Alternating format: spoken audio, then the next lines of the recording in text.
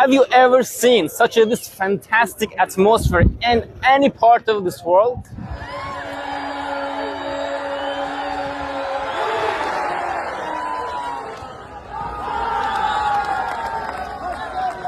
These competitions, wrestling and volleyball, are taking place in a birthday party.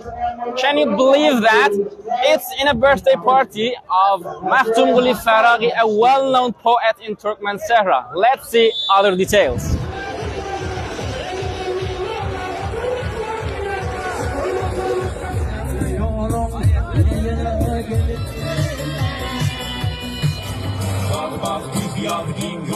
Men sana susuz sevgilim, sen kandırdın hurina. Sensin şol bol akan şerap, senin başka suğla serap.